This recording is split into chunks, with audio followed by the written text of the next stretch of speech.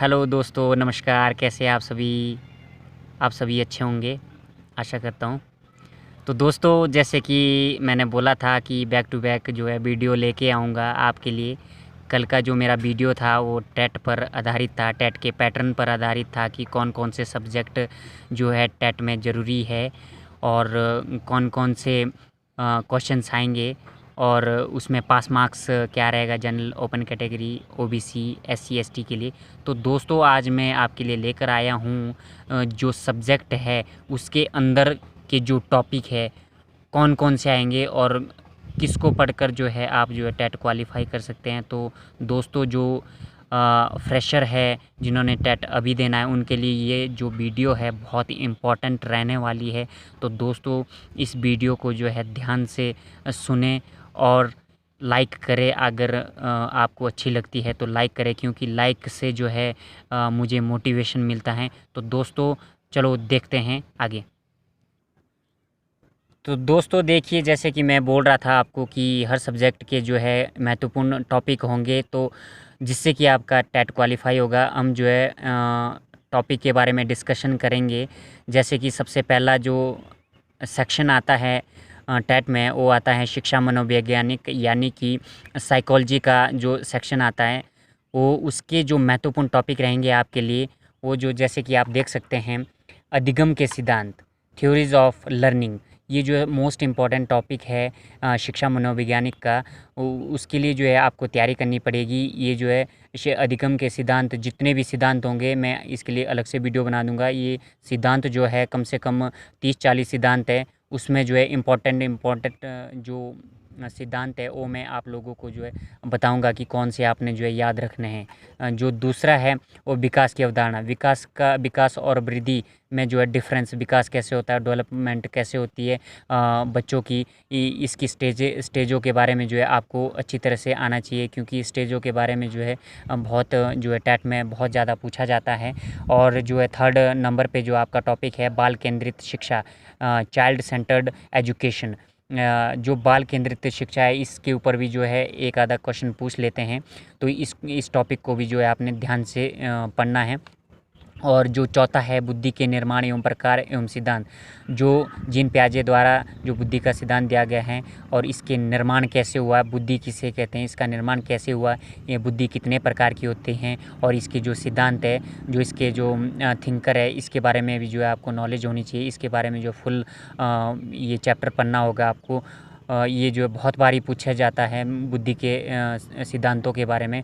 TET में अभी तक जितना भी साइकोलॉजी का पार्ट है, उसमें जो है बुद्धि के जो टॉपिक है वो सबसे ज़्यादा अभी तक जो है सबसे ज़्यादा पिछले प्रीवियस 5 ईयर के क्वेश्चंस को देखा जाए तो उसमें जो है बुद्धि के सिद्धांतों को जो है बहुत ज़्यादा जो है इस टॉपिक को जो है पूछा गया है। नेक्स्ट देखते हैं नंबर 5 में जो है व्यक्तिगत विभिन्नताओं एवं व्यक्तित्व। जो इंडिविजुअल डिफरेंसेस है पर्सनैलिटी के बारे में जो है आपको जो है पढ़ना होगा कि जो व्यक्ति है वो इंडिविजुअल डिफरेंस होता है। व्यक्ति का जो आकार है, वृद्धि है, उसमें जो है डिफरेंस होता है। पर्सनैलिटी जो है अलग अलग होती है, उसका विकास, उसकी वृद्धि अलग अलग तरीके से होती है। वो चाहे हेरिडिटी फैक्टर के बात करें, वंशानुक्रम के बारे में जो है बात करें, तो आपको जो है ये जो टॉपिक है इसको भी जो है अच्छी तरह से जो है पढ़ना होगा। जो छठा है वो भी मोस्ट इम्पॉर्टेंट है। ये है आकलन एवं मूल्यांकन। ये भी जो है बहुत इवैल्यूएशन के बारे में जो है पूछा जाता है कि मूल्यांकन कितने प्रकार के होते हैं, मूल्यांकन जो है क्यों ज़रूरी है, और इसका जो है मतलब क्या लाभ होता है, इसके बारे में जो है क्वेश्चन पूछा जाता है। एग्जामिनर जो है इसके बारे में जो है क्वेश्चन पूछ लेते हैं। नंबर 7 पे है समावेशी शिक्षा, यानी कि इंक्लूसिव एजुकेशन। इसमें जो समावेशी शिक्षा के बारे में जो है आपको नॉलेज होनी चाहिए, क्योंकि इसमें भी जो है टीचिंग एप्टीट्यूड से रिलेटेड जैसे क्वेश्चंस पूछ लेते हैं।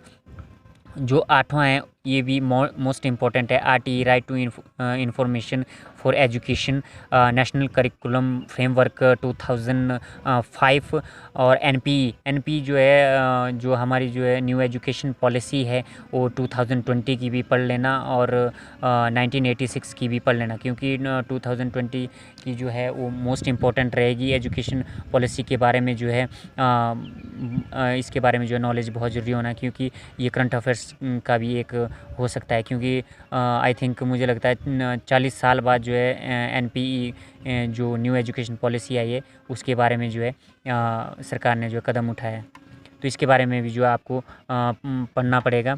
नंबर 9 में मानसिक रूप से पिछड़े बालक, विकलांग, विशिष्ट बालक और अधिगम अक्षमता वाले बालक, प्रतिभाशाली जिसको बोलते हैं गिफ्टेड चाइल्ड, और सृजन यानी कि क्रिएटिव चाइल्ड, ये सब जो बालकों के बारे में जो है आपको जो है पढ़ना पड़ेगा। जैसे नंबर 10 में जो है संज्ञान, संवेग तथा मानसिक स्वास्थ्य, इसमें जो है कॉग्निशन और इमोशन के बारे में जो है मेंटल हेल्थ के बारे में जो है आपको जो है पढ़ना पड़ेगा, कि जो है समाज के साथ जो है हम तालमेल कैसे बना सकते हैं, और हमारा जो मानसिक स्वास्थ्य के बारे में जो उसके जो मानसिक स्वास्थ्य के बारे में भी जो है इसके बारे में जो है हमारे को पढ़ना पड़ेगा, तभी अच्छा रहेगा। नंबर 11 पे है अभिप्रेरणा एवं अधिगम, इसमें मोटिवेशन फॉर लर्निंग में जो है इसको अभिप्रेरणा, इसके भी कम से कम 2-3 क्वेश्चंस इसमें आते हैं, और अभिरुचि, अभिक्षमता और अभिवृत्ति यानी कि इंटरेस्ट, एप्टीट्यूड और एटीट्यूड, ये दो जो है अलग अलग है, एटीट्यूड और एप्टीट्यूड, इसमें जो है डिफरेंस अभिक्षमता और अभिवृत्ति, इसके बारे में जो है आपको पढ़ना पड़ेगा कि अभिरुचि जो है व्यक्तिगत होती है या जन्मजात से ही होती है, इसके बारे में जो है एक आधा क्वेश्चन पूछ लेते हैं। ये जितने भी गाइज मैं आपको जो है टॉपिक बता रहा हूँ, ये जो मोस्ट इम्पॉर्टेंट टॉपिक है, यदि आप जो इन सभी टॉपिक को जो है मुझे पता है कि टाइम बहुत कम रह रहा है, लेकिन आपको जो है मतलब इन सब टॉपिक को जो है पढ़ के जाना पड़ेगा, तभी जो है साइकोलॉजी में 30 मार्क्स के जो क्वेश्चन आते हैं तभी आप जो उसको अटेम्प्ट कर पाएंगे। मुझे लगता है कि जो ये जितने भी मैंने जो इसमें टॉपिक लिखे हैं 12-13 टॉपिक, वो जो है टेट के एग्ज़ाम के लिए जो है सफिशिएंट है। अगर आपके पास ज़्यादा टाइम है तो आप जो है इससे ज़्यादा भी पढ़ सकते हैं। बहुत सारे साइकोलॉजी बहुत सारे इसके लिए जो बुक है कौन सी अच्छी रहेगी इसके बारे में भी मैं जो वीडियो है वो अलग से बनाऊँगा। तो जो बात करते हैं 13 पे शिक्षण, अभिवृत्ति एवं शिक्षा शास्त्र प्रश्न, teaching aptitude and pedagogy questions. दोस्तों अभी तक जितने भी मैंने 12 जो टॉपिक बताए हैं उसमें जो सबसे ज़्यादा जो इम्पोर्टेंट है वो है नंबर 13 का जो ये टॉपिक है, teaching aptitude and pedagogy questions. इसमें जो है सबसे ज़्यादा जो है साइकोलॉजी में, चाहे वो किसी भी चीज़ का टैट हो, यूपी टैट हो, एचपी टैट हो या फिर सी टैट हो, कोई भी टैट हो, सबसे ज़्यादा जो है पेडागोजी के जो है क्वेश्चंस पूछे जाते हैं। इस सेक्शन को जो है, इस टॉपिक को जो है आपने जो है ध्यान से पढ़ना है, क्योंकि इसमें जो है सबसे ज़्यादा जो है क्वेश्चंस पूछे जाते हैं। अब नेक्स्ट जो है हमारा जो सेक्शन है इंग्लिश का जो सेक्शन है वो है, जो मैंने बोला था कि इम्पॉर्टेंट जो ग्रामर से रहेगा वो कौन कौन से रहेंगे। सबसे पहला रहेगा इडियम्स, फ्रेसेस, और सेकंड है सिनोनियम्स, एंटोनियम्स के बारे में जो है आपको जो है नॉलेज होनी चाहिए, और ऑपोजिट वर्ड्स जो है 1-2 क्वेश्चंस जो है पूछे जाते हैं। और नंबर 4 पे जो है सेंटेंसेस के बारे में भी जो है थोड़ा बहुत जो पूछा जाता है। सबसे ज़्यादा जो पूछा जाता है वो पूछा जाता है डायरेक्ट और इनडायरेक्ट स्पीच। दोस्तों इस टॉपिक को जो है आपने जो है ध्यान से पढ़ना है। इसमें कम से कम जो है अगर प्रीवियस ईयर के क्वेश्चंस पेपर को देखें तो कम से कम जो है इनडायरेक्ट स्पीच और डायरेक्ट स्पीच के जो है कम से कम जो है 2-3 क्वेश्चंस पूछे जाते हैं, सबसे ज़्यादा इसी के पूछे जाते हैं।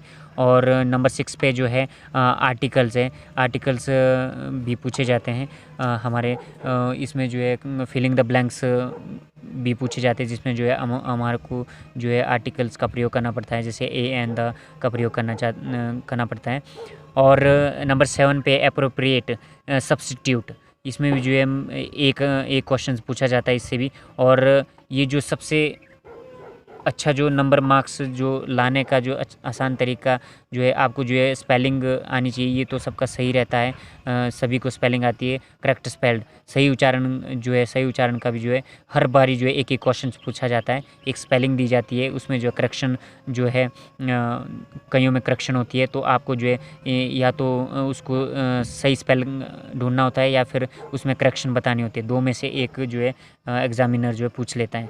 वर्ब के बारे में भी जो है पूछा जाता है, कंजक्शन और नाउन और प्रेपोजिशंस के बारे में जो है आपको जो है फुल ऑफ नॉलेज होनी चाहिए। तो दोस्तों जितने भी मैंने अभी तक जो है आपको जो है टॉपिक बताए हैं, वो जो है बहुत ही ज़्यादा इम्पॉर्टेंट है, मोस्ट इम्पॉर्टेंट है। तो दोस्तों आपको जो है इन टॉपिक को जो है ध्यान से पढ़ना है। अगर जो है इन टॉपिक को के ऊपर जो है अलग अलग से जो है वीडियो बनानी है, तो आप जो कमेंट सेक्शन में जो है मुझे बोल सकते हैं कि सर आप जो है इन अलग अलग टॉपिक पे जो है हमें जो है वीडियो बना के दीजिए, तो मैं वीडियो बना दूंगा। तो दोस्तों ये जो वीडियो है बहुत लंबा हो गया, क्योंकि इसमें जो है समझाने में बहुत ज़्यादा टाइम लग गया।